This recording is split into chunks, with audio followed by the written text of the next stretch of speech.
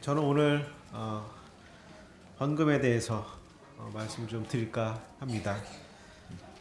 말씀을 전할 그 순서는 헌금이란 어떤 것인가, 그 다음에 헌금을 어떻게 할 것인가, 그리고 헌금과 세금의 관계, 이렇게 이 순서대로 말씀을 드리도록 하겠습니다. 헌금이란 무엇일까요? 헌금을 한다는 것은 무엇일까요? 연보라는 말도 같이 쓰는데 성경에 연보가 있죠. 연보란 단어를 보니까 연보란 단어는 자기의 재물을 내서 다른 사람을 도와준다는 그런 뜻이 있습니다. 그리고 또 헌금을 한다는 그런 뜻도 있고요. 그래서 이제 어려운 사람들 도울 때, 그리고 가난한 어려운 사람들이죠. 그리고 이방 선교를 할 때, 그리고 타 교회를 도울 때 연보를 했다고 신약 성경에서는 기록하고 있습니다. 헌금은 자신의 재물을 하나님께 드리는 것이죠. 그 말대로 그대로입니다. 구약에서는 이제 11조라는 단어가 많이 쓰이는데요. 아브라함이 멜기세덱에게 11조를 바치죠. 아브라함이 전쟁에서 그 노량물을 가지고 옵니다. 그리고 그 중에 10분의 1을 바치는 모습을 볼 수 있습니다. 창세기 14장 20절에 기록되어 있습니다. 모세오경에 보면은 율법의 11조를 드리는 게 있는데, 이건 레위인들을 위해서, 그리고 성전의 보수를 위해서, 그리고 가난한 사람들을 위해서 이렇게 사용을 했습니다. 마태복음 23장 23절에 예수님이 이렇게 말씀을 하시는데요. 너희가 박하와 회향과 근채의 11조는 드리되 율법의 더 중한 바 정의와 긍휼과 믿음은 버렸도다. 이렇게 말씀하시면서 지나친 그 11조, 그러니까 율법주의로 흐른 그 11조에 대해서는 책망을 하시고 그 마음의 동기가 중요하다고 이렇게 지적을 하셨습니다. 제가 지난주에 김용재 형제와 제가 이제 재정감사를 받았는데요. 감사님은 누군지 아시죠?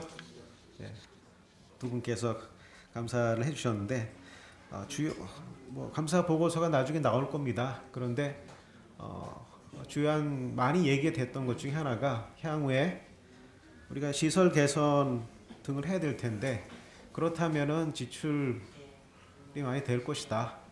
그렇다면은 먼저 이제 구체적인 계획을 세워서 성도님들이 잘 준비할 수 있게 그것을 발표하고 위해서 기도하는 게 좋겠다. 이렇게 의견을 주셨습니다. 저희가 이제 교회 살림을 하다 보면은 재정이 이렇게 꽤 많이 소용된다는 것을 저희 보게 됩니다. 이제 이런 소요되는 것을 충당하는 데는 두 가지 방법이 있는데요. 첫 번째는 순수하게 여러분이 내시는 헌금으로 충당하는 거죠. 그 안에서 이제 집행을 하는 방법이 있습니다. 또 한 가지 방법은 이런 기존 지출은 그대로 놓고 어떤 시설 충당 또는 어떤 선교, 이런 특별한 목적을 위해 계획된 헌금이죠. 이렇게 하는 방법이 있습니다. 그런데 이런 방식으로 하든지 또는 저런 방식으로 하든지 중요한 건 뭐냐면은 우리의 성도의 믿음이 여기에 있느냐 없느냐일 것이죠. 우리가 관심이 없다면은 그것은 쉽게 무너질 수 있을 것입니다. 시설 개선 관련해서 현재 한 가지 말씀 제가 드리면은 1층 시설 개선이 잘 완료가 됐고요. 지하를 생각하면은 지금 대략 7천만 원 정도 이렇게 소요될 것으로 예상이 됩니다. 근데 자세한 거는 저희 시설팀에서 여러 가지 방법을 지금 고민하고 있고요. 검토를 하고 있습니다. 그래서 그 이후에 정확한 금액이 나올 것 같은데요. 또 시설이 아니라 이제 선교 지원 측면에서는 저희가 4사람의 선교사를 파송했는데 제 생각에는 이 한 가정당 최소한 100만 원씩 월 100만 원씩 지어대는 게 필요하지 않겠냐 이렇게 생각이 되는데 현재 그 절반 정도 뭐 이렇게 되고 있습니다. 헌금이나 연보를 한다는 것은 무엇일까요? 그것은 우리 각자가 신앙에 대한 믿음의 고백을 하는 것입니다. 이 재정적인 측면에서요. 우리가 이 험한 세상에서 경제 생활을 하고 있는데 돈 벌기가 쉽지가 않지 않습니까? 이 세상 사는데 이 고단한 이 삶을 살고 있는데요. 잠시의 휴식이 있고 또 잠시의 기쁨이 있습니다. 그리고 그를 통해서 얻은 그런 소출물의 일부를 주님께 드리는 것입니다. 근데 예배 시간에 보면은 형제님들이 연보에 대해서 감사기도를 하지 않습니까? 사회하신 형제님이 연보에 대해서 감사기도를 하라고 이렇게 요청을 하는데 그 내용들을 이제 쭉 들어보면 대개 다 이렇습니다. 원래 주님이 다 주신 것인데 그 일부를 주께 드리오니 하나님의 나라를 위해서 사용해 주옵소서. 이게 주요한 골자이죠. 일은 분명히 자신들이 했잖아요. 자기 자신들이 했는데 이게 다 하나님의 것이라는 거예요. 즉 이건 무슨 말이냐면은 우리 형제님들이 성도들이 헌금을 드릴 때 그 주재권을 인정을 한다는 것이죠. 이게 다 하나님의 것이라고 주재권을 인정하고 또 믿고 또 그렇게 행한다는 것입니다. 헌금한다는 게 무엇일까요? 이게 바로 헌금을 하는 것입니다. 이런 게 바로 연보를 드리는 것이죠. 헌금을 어떻게 할 것인가에 대해서는 신약성경의 한 구절이 그 모든 것을 잘 설명해 주고 있는데요. 한번 찾아보시겠습니다. 고린도후서 9장 7절.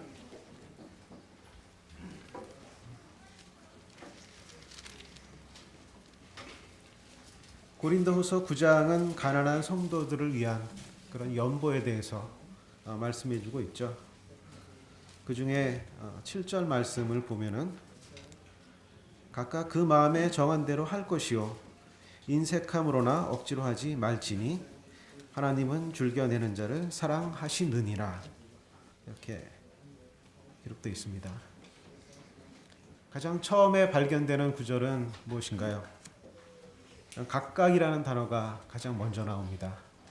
각각. 이거는 한 사람 한 사람, 각 사람을 의미하는 거죠. 타인이 이제 배제되는 것입니다. 그래서 남의 눈치를 본다거나 다른 사람을 신경 쓰는 그런 필요가 없다는 것을 보여줍니다.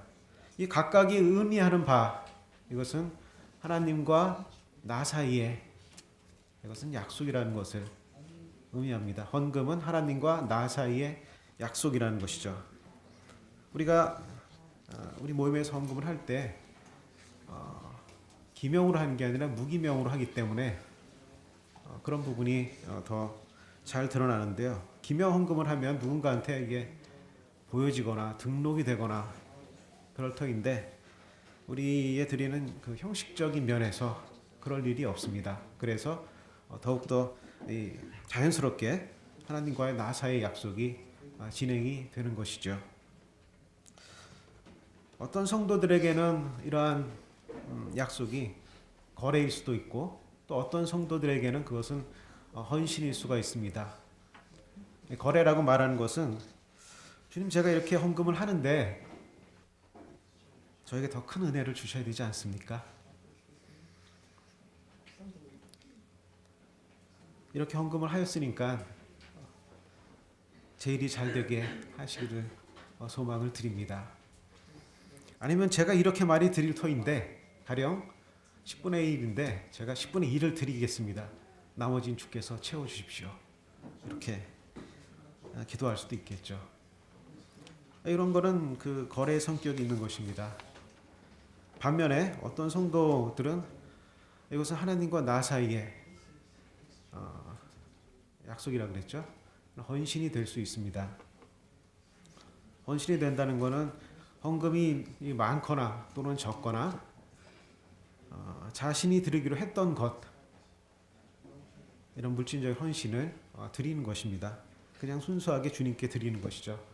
그것은 헌신이고 또 주님께 드렸기 때문에 그것을 예배라고 말할 수 있습니다. 주께서는 참으로 예배하는 자를 찾으신다고 이렇게 말씀하시기도 했죠. 여러분, 저는 거래를 하고 있는지, 나는 거래를 하는지 아니면은 헌신과 예배를 드리는지 한번 살펴볼 필요가 있겠죠. 그 마음에, 각각 그 마음에라고 돼 있는데 그 마음에라고 돼 있습니다. 하나님은 헌금의 금액의 수량을 보시는 게 아니라 그 마음을 보시죠. 두 개의 구절을 보고 싶은데요. 예수님이 아마도 성전이겠죠. 한 가난한 과부가 연보궤에 헌금을 한 것을 보시면서 이렇게 말씀하십니다. 가난한 과부가 이 중에서 가장 많이 냈다. 다른 사람들은 풍족한 중에 그 일부를 드렸지만 이 가난한 과부는 저가 가진 생활비 전부를 넣었구나. 이렇게 말씀하십니다. 어떻게 이런 행동을 할 수 있을까요? 그 전부인데 그렇게 하기 힘들지 않습니까? 저의 마음 가운데서는 도저히 일어날 수 없는 일이 이 과부의 마음에서는 일어났던 것이죠. 또 한 가지 사례로는 마리아가 지극히 비싼 향유, 그 순전한 나드 한 근을 가져다가 예수의 발에 붓고 자기 머리털로 그의 발을 닦지요. 이때 향유 냄새가 그 방에 가득 넘치는 것을 보게 됩니다. 이 인상적인 장면을 보고 한 사람이 이 일을 제기합니다. 그 사람의 이름이 가룟 유다인데 이 300데나리온이나 갈 이 큰 금액이 될 수 있는 이것을, 이 비싼 것을 왜 이렇게 허비하느냐라고 가룟 유다가 책망을 합니다. 그때 예수님이 이렇게 말씀하시죠. 예수님은 마리아의 마음을 알기 때문에 그것을 그대로 두라. 저가 나의 장례를 준비하는구나 라고 이 마리아의 마음을 받아주셨습니다. 마음은 하나님과 나 사이에 약속이 이루어지는 공간입니다. 얼마나 할지, 어떻게 하지? 이렇게 끊임없이 이제 생각이 이루어지죠. 이 모든 것이 다 여기서 고민되고 계산되고 결정돼서 이루어집니다. 하나님은 그 마음을 보시는 거죠.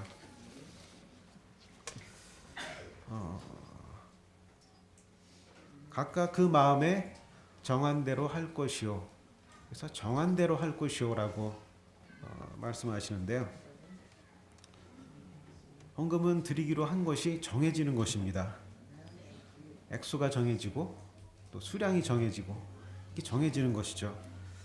이 경영학 이론에 보면은 너무나 당연한 것 같은데 그걸 이론이라고 했더라고요. 3 개의 P, 영문으로 P죠. 그래서 P가 나오는데 첫 번째는 프로덕트, 두 번째는 프라이스, 세 번째는 이제 프로모션인데, 프로덕이라는 건 이제 우리가 무엇인가 경영 활동을 하려면은 제품이 있어야 된다. 어떤 회사든지 제품을 만들어야 되죠. 그래야지 팔 수 있지 않습니까? 물건을 팔기 위해서는. 두 번째는 그게 가격이 있어야 된다는 거예요. 물건을 팔기 위해서는 제품도 있어야 되고 가격이 있어야 된다. 그리고 프로모션을 해야 된다는 거죠. 어디다 잘 팔 수 있을지 홍보를 해야 됩니다. 이 세 가지가 정해지지 않으면은 도저히 물건을 팔 수가 없다. 그러므로 이 세 가지를 정해라 라는 그런 이론인데요. 잘 못 정하는 게 바로 이 여러 회사들을 보면은 뭐 기술을 가지고 있고 아이디어를 가지고 있는데 제품이 없어요. 되게 쉽지 않은 겁니다. 그러니까 제품이 있어야 되고 더 중요한 거는 팔아야 되는데 이 가격을 정하지 못하는, 이게 얼마지? 사기 위해서는 가격이 있어야 되지 않습니까? 가격을 못 정하는 거예요. 적당한 가격. 그런 것처럼 이렇게 정해지는 것이죠. 레위기 27장을 보시면은 여기는 이제 27장을 한번 보실까요? 레위기 27장입니다.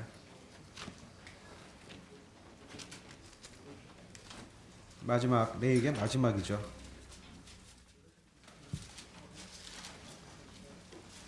여기 27장은 서원 예물의 값 이렇게 제목이 나와 있는데요. 서원이라는 것은 맹세를 하는 것, 하나님께 맹세를 하는 겁니다. 뭐냐면은 이 맹세는 내가 무엇인가를 드리겠다고 맹세를 하는 것이죠. 그래서 사람이라든가 가축이라든가 집이라든가 토지를 내가 하나님께 드리겠다, 이렇게 서원한 사람들에 대해서 말씀해 주시는 겁니다. 그리고 만약 그것을 물으려거든 값을 더 지불해라. 근데 그 값은 보통 20%가 더 지불되는 것을 보게 됩니다. 그러니까 그 서운했으면 변개 찾는 게 좋은 겁니다.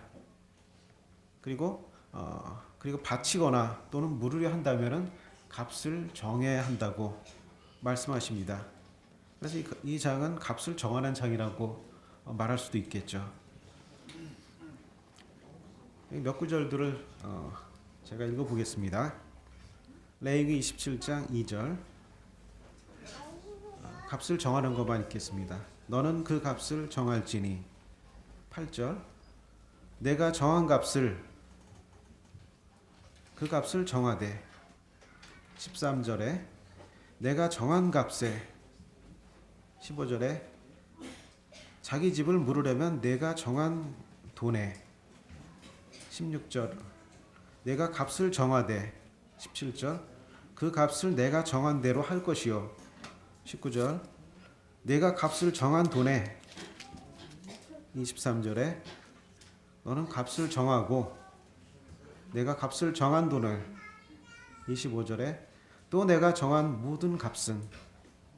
27절, 내가 정한 값에. 이렇게 값을 정하는 부분들이 명기가 되어 있습니다. 여기서 값을 정할 때는 하나님이 정해 주시는 것도 있고 제사장이 정하는 것도 있고 그 자신이 정하는 것도 있죠. 값을 정하는 것이 중요한 겁니다. 여러분의 마음의 지출 계획서에 헌신할 금액을 정하는 것이죠. 정한 대로 할 것이요. 만약에 이제 정해지지 않는다면 그럼 헌금은 없는 것이죠. 그리고 헌신도 같이 얻게 되는 것입니다. 제가 그 회사 업무가 있어서 대출을 좀, 회사 업무차 대출을, 은행 대출을 받았는데 회사 그 담당하는 이제 은행 직원이 3년 거치 5년 분할 상황 이렇게 그런 얘기를 하더라고요. 근데 그걸 하면서 대출금을 어떻게 갚을까 저희가 이제 회사에서 고민을 했습니다. 사업을 잘해서 이렇게 사업을 해서 이렇게 수익이 나면은 이걸 갚을 수 있겠지, 이렇게 이제 생각을 하고 은행 직원한테 그런 얘기 잠깐 했습니다. 근데 별 관심이 없더라고요. 관심이 없고 우리의 과거에 수익 난 것들 그런 거 보고 돈 버는 걸 보더니만 갚으실 수 있습니다, 이렇게 얘기를 하는 거예요. 근데 은행이 참 지혜롭게 이것을 갚는 방법을 정해 주었습니다. 그게 뭐냐면은 1년 후에 20%씩 상환하시면 됩니다. 어떻게 해요? 그랬더니 적금을 들라는 거예요. 그래서 그 그 20% 해당되는 적금이죠. 그러니까 우리 돈은 적금을 하는 거니까 부담이 덜하지 않습니까? 대출금 갚는 게 아니라. 그리고 그 1년 후에 우리가 회사가 경영 상태라든가 이런 거 관계없이 그 돈이 채워지겠죠, 당연히. 그렇게 매년 이렇게 갚으면은 고민할 필요 없이 다 갚게 되는 겁니다. 그래서 저희가 평상시에 기업 활동을 보고 이분들이 판단하는 거죠. 이 사람들은 이 정도면은 갚을 수 있겠구나. 그래서 정해진 금액을 이렇게 불입을 하면은 5년 후에는 다 이제 청산이 되는 그런 구조입니다. 제가 이 얘기를 듣고 나니까 참 은행이 똑똑하구나. 은행이 정말 지혜로워, 돈에 대해서는. 그런 생각이 들었습니다.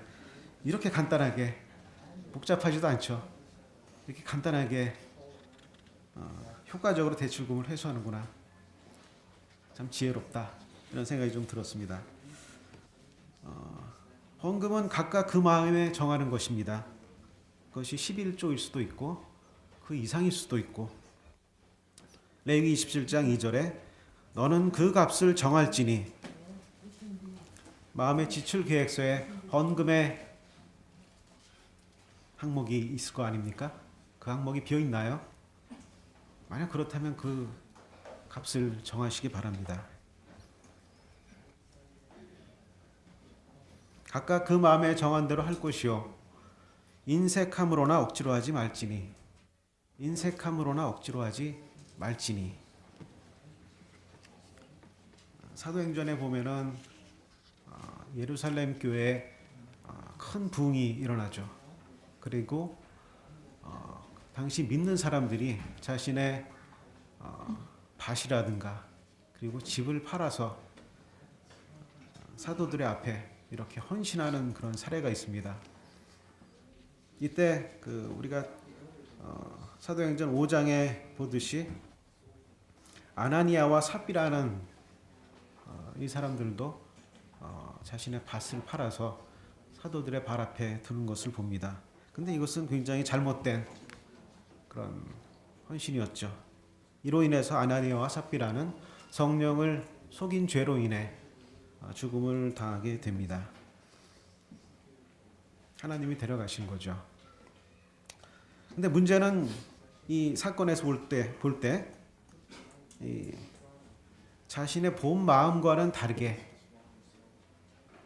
어떻게 드렸는지 모르겠어요. 마치 군중 심리처럼 이끌린 건지 아니면 거짓을 행해서 자신의 명예를 드높이고자 했던 것인지, 다른 사람들처럼 더불어서 밭을 팔고 전부를 낸 것처럼 한 것 같습니다. 새 번역에서 보면은 사도행전 5장 4절을 이렇게 번역했는데요. 베드로의 말이죠. 그 땅은 팔리기 전에도 그대의 것이 아니었소. 또 팔린 뒤에라도 그대 마음대로 할 수 있었던 것이 아니었습니까? 그런데 어찌하여 이런 일을 할 마음을 먹었습니까? 그대는 사람을 속인 것이 아니라 하나님을 속인 것이요. 그 땅의 소유가 자신들의 것이기 때문에 팔리기 전에도 그리고 팔린 후에도 이 아나니아와 삽비라가 마음에 정한 대로 하면 되는 것이었습니다. 그런데 이 두 사람은 인색함으로 또 그리고 억지로 했던 거죠. 그리고 성령을 속이는 그런 잘못을 저질렀습니다. 하나님은 헌금하는 성도의 마음을 감찰하시는 거죠. 학개서 1장 4절에는 이렇게 되어 있는데요. 이 성전이 황폐하였거늘 너희가 이때 판벽한 집에 거주하는 것이 옳으냐. 이 시대적인 배경은 바벨론 포로에서 이들이 돌아왔습니다. 돌아온 목적은 성전을 재건하기 위해서. 그런데 이 성전을 재건하다가 이것이 중단되었죠. 이를 통해서 하나님의 일을 소홀히 하는 것에 대해서 돌이키라고 촉구하는 그런 구절입니다. 하나님의 성전이 황폐하게 된 것에는 그런 많은 이유가 있었죠. 그 여러 대적들이 그것을 하는 것을 강하게 반대를 했기 때문에 그것이 중단된 것입니다. 그러나 유대인들의 재원을 이 유대인들이 그 재원을 자신들의 집을 위해서만 사용하고 하나님을 믿는 신앙에는 소홀히 한 것에 대해서 지적하는 것이죠. 주와 복음을 위해 마땅한 것에 기꺼이 헌신과 헌금을 해야 될 것입니다. 현재 우리 교회에 필요한 것이 많이 있고 또 타 교회라든가 선교라든가 도와줘야 할 그런 사역들이 많이 있습니다. 제가 보니까 좀 흥미로운 것은 이 하나님의 사역이 줄어들거나 또는 없어지거나 그런 적이 없다는 거예요. 계속해서 그런 것들이 일어나고 있습니다. 다만 우리가 인색하게 또는 억지로 하지 않나 우리 자신을 돌아볼 그럴 따름입니다. 인색하거나 억지로 하지 말지니 하나님은 즐겨내는 자를 사랑하시느니라. 즐겨내는 자를 사랑하시나니 누군가가 예수님을 믿고 구원을 받으면은 어떻게 되나요? 그 마음 가운데 평안과 기쁨이 생기죠. 그리고 자신이 하나님을 위해서 무엇인가를 하고자 하는 그런 마음이 헌신하고자 하는 마음이 생기게 됩니다. 왜냐하면은 그 성도가 하나님을 사랑하기 때문이죠. 큰 변화입니다. 여기서 이제 대단히 중요한 원리가 나오는데요. 제가 생각하기에 이게 가장 중요한 헌금의 원천이 아닐까 이렇게 생각이 듭니다. 그것은 뭐냐면은 자원해서 기꺼이 드리는 그겁니다. 그래서 즐겨내는 자를 하나님도 사랑하십니다. 억지가 아니고 또는 누군가가 시켜서 하는 것도 아니고요. 헌금을 얼마나 어떻게 드려야 될지 저희가 강요하거나 강제 조치를 취하거나 그럴 필요가 없죠. 그렇게 하고 싶지도 않고요. 이 고린도후서 9장 7절에 속한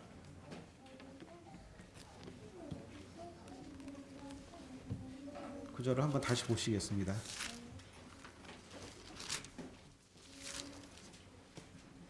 이 9장 이 말씀은 가난한 성도들을 위한 연보인데요. 이것을 어떻게 준비했는지 여기 잘 나와 있습니다. 얼마나 자원해서 했는지 1절 이하에 보시면은 성도를 섬기는 일에 대하여는 내가 너희에게 쓸 필요가 없나니 있을 필요가 없는 거죠. 왜 그런지가 이제 나오는데요. 2절에 내가 너희의 원함을 알미라. 사람들이 원했던 거죠. 그리고 1년 전부터 준비해왔다는 것을 자랑하였으니 이분들은 1년 전부터 이것을 구체적으로 정해서 준비를 했습니다. 또 2절 후반에 보면 너희의 열심히 펑 많은 사람들을 분발하게 하였느니라. 열심히 준비를 했다는 거죠.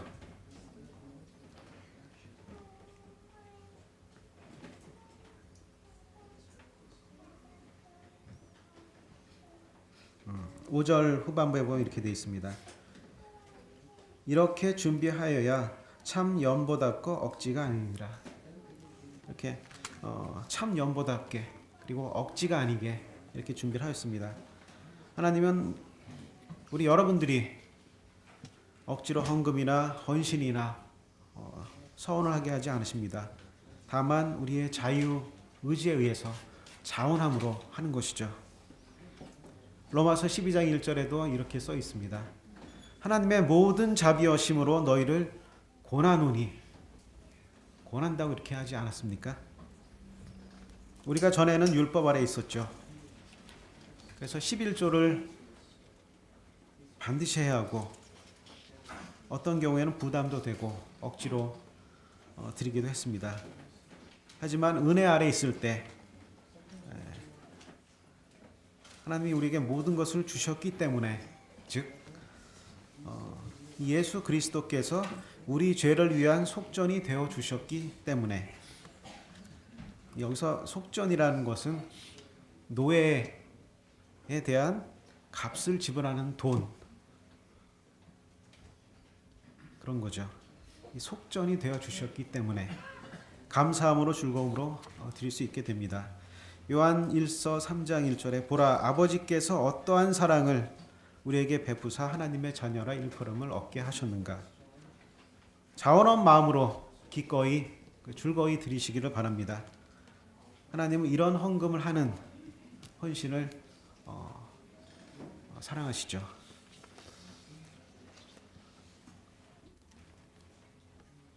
다음은 이제 그 헌금과 세금에 대해서 좀 말씀드리겠습니다. 저희가 일상을 살다 보면은 세금이 꽤 종류도 다양하고 많다는 것을 보게 됩니다. 제가 보니까 이제 적게 볼 때는 세금이 상대적으로 그 받는 수익에 대해서 많다는 것을 느끼게 되죠. 근데 많이 벌 때는 이 세금이 상대적으로 높은 게 아니라 상당히 많습니다. 그래서 사업이라든가 이제 기업을 하시는 분들 입장에서는 그게 훨씬 많다는 것을 느끼게 됩니다. 직장인 같은 경우에는 그 원천 징수를 하죠. 그래서 헌금하고 세금을 이렇게 함께 생각하는 그런 경향이 있습니다. 사업하시는 분들은 이게 비용으로 이제 처리가 되지 않습니까? 그래서 세금을 떼기 전으로 헌금을 계산할 것인가, 세금을 떼고 난 후로 헌금을 계산할 것인가, 이런 고민을 하는데요. 이제 선진국으로 갈수록 이 세율이 올라가죠. 복지국가를 이제 추진하기 때문에. 그래서 보통 한 30%에서 40%의 세금을 원천 징수를 합니다. 그럼 우리가 선진국으로 진입한 건지 진입하고 있는 건지는 모르겠지만 하여튼 그쪽으로 가는 건 확실하니까 아마도 그렇게 될 것입니다. 여기에 대해서 말씀드릴 수 있는 것은 성경 말씀을 따라서 각각 그 마음에 정한 대로 이렇게 하면 될 것입니다. 마태복음 22장 17절에서 21절에 보면은 바로 이런 말씀이 나오는데요. 바리새인들이 예수를 올무에 빠뜨리려고 난처한 질문을 합니다. 제가 그 구절을 한번 읽어드리겠습니다. 그러면 당신의 생각에는 어떠한지 우리에게 이르소서. 가이사에게 세금을 바치는 것이 옳으니이까 옳지 아니하니이까 하니 예수께서 그들의 악함을 아시고 이르시되 외식하는 자들아 어찌하여 나를 시험하느냐. 세금 낼 돈을 내게 보이라 하시니 데나리온 하나를 가져왔거늘 예수께서 말씀하시되 이 형상과 이 글이 누구의 것이냐. 이르되 가이사의 것이니이다.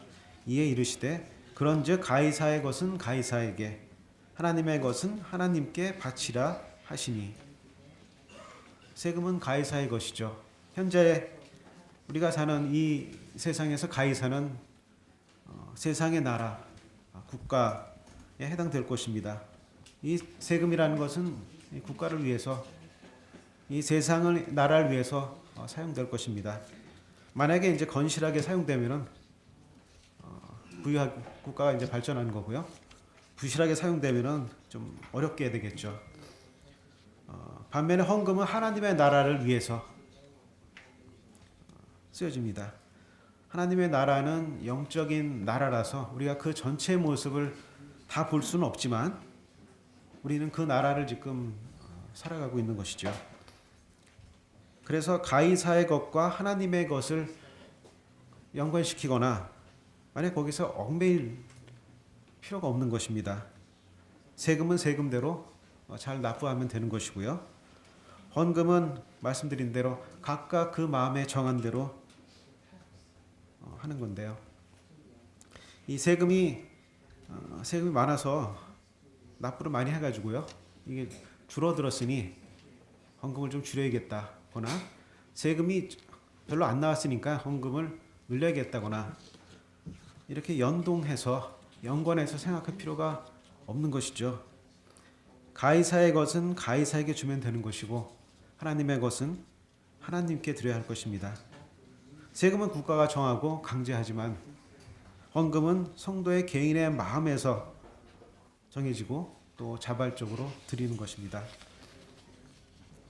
제가 보니까 세금이 우리가 보통 사람들이 생각하는 것보다 국가를 유지하는데 굉장히 큰 역할을 합니다.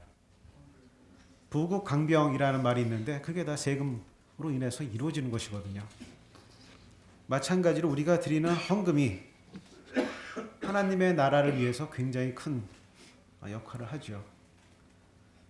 헌금은 믿음의 구체적인 표현이라고 제가 말씀드렸는데 한국 교회는 수많은 성도들의 그리고 신자들의 보이지 않는 믿음으로 세워진 것입니다.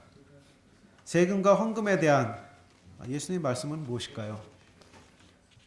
그런즉 가이사의 것은 가이사에게 하나님의 것은 하나님께 바치라 하시니 이렇게 말씀해주고 계십니다. 이제 마무리를 좀 드리도록 하겠습니다. 전체 내용을 다시 한번 말씀드리면은 헌금을 한다는 것은 무엇일까요? 마치 자선 사업처럼 내 수입의 일부를 교회에 할당하는 그런 것이 아니라 하나님이 삶의 주인이신 것을 인정하고 하나님이 주신 것을 하나님께 드리는 우리들 각자의 현실 속에서 구체적인 믿음의 고백일 것입니다. 헌금을 어떻게 할까요? 다른 사람한테 어느 정도 해야 될지 적당한 금액이 얼마인지 물어봐야 할까요? 그게 아니라 각각 그 마음에 정한 대로 하나님과 나 사이의 약속이죠. 자원하는 마음으로 즐거이 이제 드리는 것입니다. 가난한 과부의 2렙돈이 얼마나 큰지 아시는 하나님이 그녀를 사랑하지 않았겠습니까? 이 세금이 점차 늘어날 것입니다. 이는 국가를 유지하고 발전시키는 데 사용되겠죠. 이런 것으로 인해서 하나님의 나라는 상대적으로 약해져야 될까? 그렇지 않죠. 가이사의 것은 가이사에게, 하나님의 것은 하나님께 드려야 할 것입니다. 그리스도인은 도대체 누구일까? 예수님을 영혼의 주인으로 모셨다고 믿음의 고백을 한 사람들이죠. 만약 그렇다면 저는 이렇게 말씀드리고 싶습니다. 그리스도인 그가 즐거이 헌금을 하는 자일 것이다.